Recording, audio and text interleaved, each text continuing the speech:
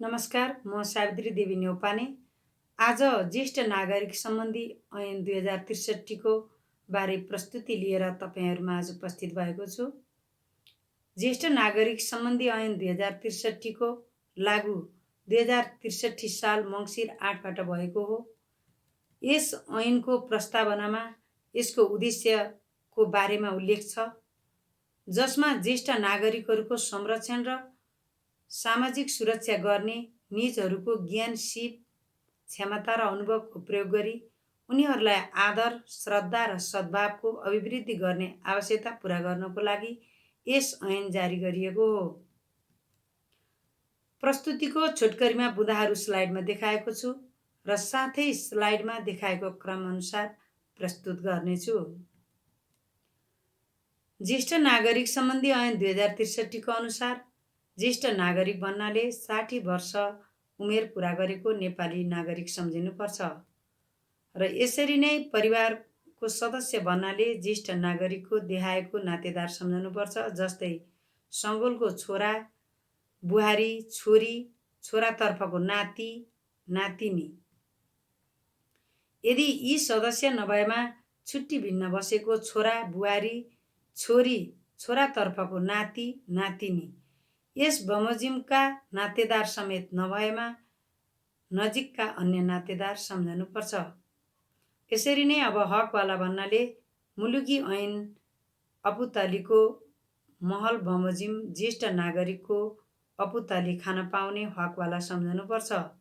यसरी नै ज्येष्ठ नागरिक क्लब भन्नाले ज्येष्ठ नागरिकले आफ्नो हक, हित र अधिकार संरक्षणको लागि प्रचलित कानुन बमोजिम स्थापना गरेको क्लब सम्झनुपर्छ र यसरी नै कोष भन्नाले दफा 17 बमोजिम स्थापना भएको ज्येष्ठ नागरिक कल्याण कोष सम्झनुपर्छ र यसरी नै तोकिएको अधिकारी भन्नाले नेपाल सरकारले नेपाल राजपत्रमा सूचना प्रकाशन गरी तोकिएको अधिकारी सम्झिनुपर्छ र यसरी नै तोकिएको वा तोकिए बमोजिम भन्नाले यस ऐन अन्तर्गत बनेको नियम वा विनियममा तोकिए बमोजिम सम्झिनुपर्छ। यसरी नै अब ज्येष्ठ नागरिक सम्बन्धी ऐन 2063 को अनुसार ज्येष्ठ नागरिकको वर्गीकरणलाई हेरौँ। यहाँ असहाय ज्येष्ठ नागरिक भन्नाले जीवनयापन गर्ने, कुनै आधार, आय स्रोत वा सम्पत्ति नभएको, पालन पोषण तथा हेरचाह गर्ने परिवारको कुनै सदस्य नभएको, परिवारको सदस्य भए पनि निजले पालन पोषण नगरी अपहेलित र उपेक्षित भएको ज्येष्ठ नागरिकलाई सम्झिनुपर्छ। यसरी नै अशक्त ज्येष्ठ नागरिक भन्नाले शारीरिक तथा मानसिक रूपले अशक्त ज्येष्ठ नागरिक भनिएको छ।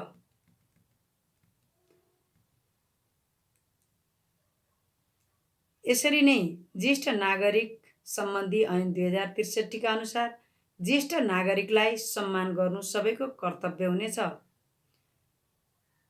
यसरी नै हेरचाह केन्द्र भन्नाले ज्येष्ठ नागरिकलाई शुल्क लिई वा नलिई पालन पोषण तथा हेरचाह गर्नको लागि ऐन बमोजिम स्थापना तथा सञ्चालन भएको घर, आश्रम या यस्तै प्रकृतिका अन्य संरचनालाई भनिएको छ। यसरी नै दिवा सेवा केन्द्र भन्नाले ज्येष्ठ नागरिकलाई शुल्क लिई वा नलिई दिउँसोको समयमा हेरचाह गर्नको लागि ऐन बमोजिम सञ्चालन भएको घर, आश्रम वा यस्तै प्रकृतिका अन्य संरचनालाई भनिएको छ। ज्येष्ठ नागरिकको पालन पोषण तथा हेरचाहको बारेमा ऐनको दफा 4 मा उल्लेख गरेको छ र परिवारका सदस्यले आफ्नो आर्थिक अवस्था अनुसार पालन पोषण तथा हेरचाह गर्नुपर्छ, साथै उनीहरूले चाहेसम्म आफूसँगै राख्नुपर्छ।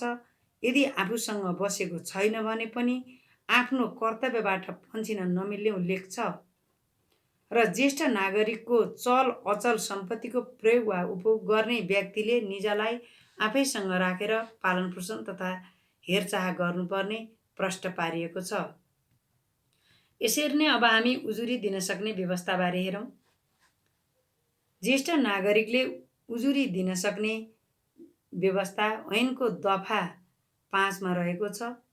जिम्मेवार व्यक्तिले आफ्नो कर्तव्यबाट पन्छिएर पालन पोषण तथा हेरचाह नगरे वडा अध्यक्ष समक्ष उजुरी गर्न सक्ने व्यवस्था छ।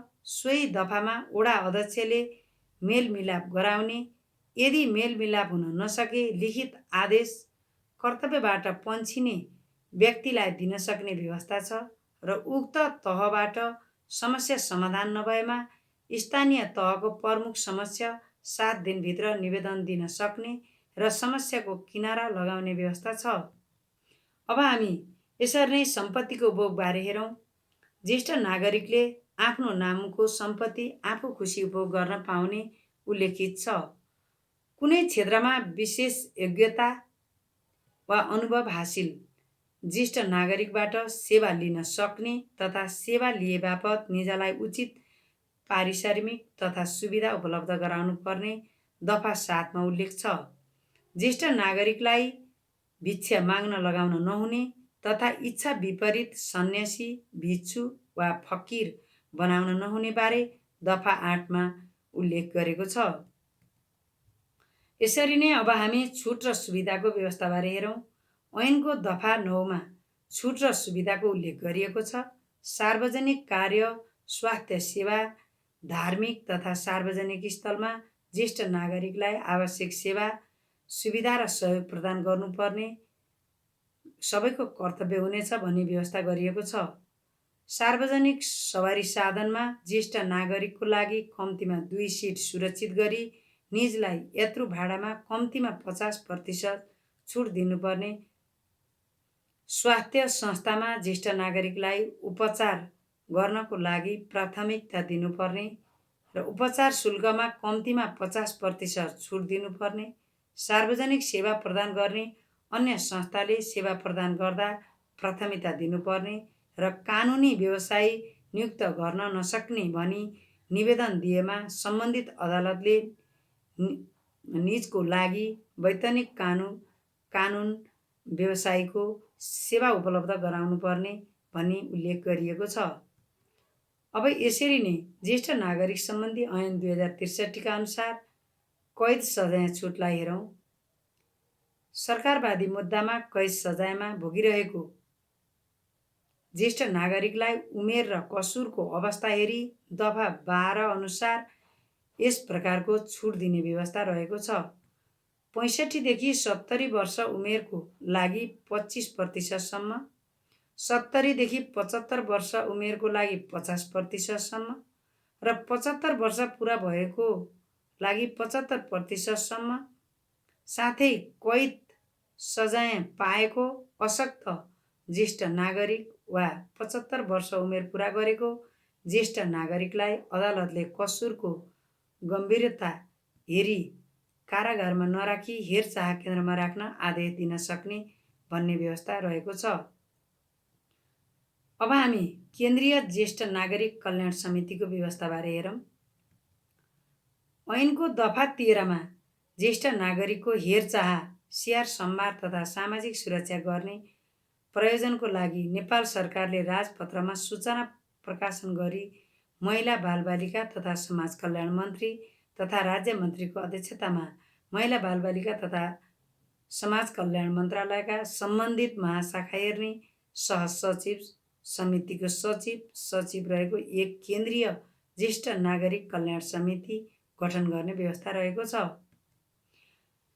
यसरी नै समितिको काम, कर्तव्य र अधिकारबारे हेरौँ। ऐनको दफा 14 मा काम, कर्तव्य र अधिकारको व्यवस्था रहेको छ, जसमा ज्येष्ठ नागरिकको संरक्षण र सामाजिक सुरक्षाको लागि नीति, योजना तथा कार्यक्रम तयार गर्ने र सरकारमा पेश गर्ने र सरकारबाट स्वीकृति नीति, योजना तथा कार्यक्रम कार्यान्वयन र अनुगमन गर्ने र जिल्लाबाट प्राप्त ज्येष्ठ नागरिकका लगत तथा अभिलेख अद्यावधि गर्ने तथा जिल्ला ज्येष्ठ नागरिक कल्याण समितिको काम कारबाहीमा समन्वय तथा अनुगमन गर्ने, साथै नेपालभरका ज्येष्ठ नागरिक सम्बन्धी हेरचाह केन्द्रका साथै अन्य सङ्घ संस्थाका काम कारबाहीको अनुगमन गर्ने। यसरी नै अब जिल्ला ज्येष्ठ नागरिक कल्याण समितिको व्यवस्थाबारे हेरौँ। ऐनको दफा 15 मा नेपाल सरकारबाट जिल्लामा जिससका सभापतिको अध्यक्षतामा महिला विकास अधिकृत सचिव भएको 7 सदस्यीय जिल्ला ज्येष्ठ नागरिक कल्याण समिति गठन गर्न सक्ने व्यवस्था रहेको छ, जसको काम जिल्लाभरका ज्येष्ठ नागरिकको लगत सङ्कलन तथा अद्यावधिक गर्ने, ज्येष्ठ नागरिकको संरक्षण तथा सामाजिक सुरक्षाको योजना तथा कार्यक्रमको तयारी गरी स्वीकृतिका लागि केन्द्रीय ज्येष्ठ नागरिक कल्याण समिति समक्ष पेश गर्ने, साथै जिल्लामा रहेका ज्येष्ठ नागरिक सङ्घ संस्थाका काम कारबाहीको अनुगमन गर्ने र ज्येष्ठ नागरिक भत्ता तथा सुविधा वितरणको लागि व्यवस्था मिलाउने व्यवस्था दफा 16 रहेको छ। अब हामी कल्याण कोषबारे हेरौँ। ऐनको दफा 17 केन्द्रीय ज्येष्ठ नागरिक कल्याण समितिले सञ्चालन गर्ने गरी एक ज्येष्ठ नागरिक कल्याण कोष स्थापनाको व्यवस्था रहेको छ। त्यसमा विभिन्न स्रोतबाट रकम प्राप्त गर्न सकिने व्यवस्था पनि छ। अब यसरी नै हेरचाह केन्द्र वा दिवा सेवा केन्द्रको स्थापना र सञ्चालनबारे हेरौँ। ज्येष्ठ नागरिक हेरचाह केन्द्र वा दिवा सेवा केन्द्रको स्थापना र सञ्चालनको व्यवस्था दफा 20 मा उल्लेख छ, जसमा नेपाल सरकार वा कुनै व्यक्ति वा प्रचलित कानुन बमोजिम गठन भएको सङ्घ संस्थाले नेपाल राज्यको कुनै पनि स्थानमा तोकिएको पूर्वाधार पुरा गरी तोकिएको अधिकारीबाट स्वीकृति लिई हेरचाह केन्द्र वा दिवा सेवा केन्द्रको स्थापना र सञ्चालन गर्न पाउने व्यवस्था छ। हेरचाह केन्द्रमा ज्येष्ठ नागरिक, अशक्त ज्येष्ठ नागरिक, असहाय ज्येष्ठ नागरिक तथा अदालतले हेरचाह केन्द्रमा आदेश दिएको ज्येष्ठ नागरिकलाई राख्न सकिनेछ।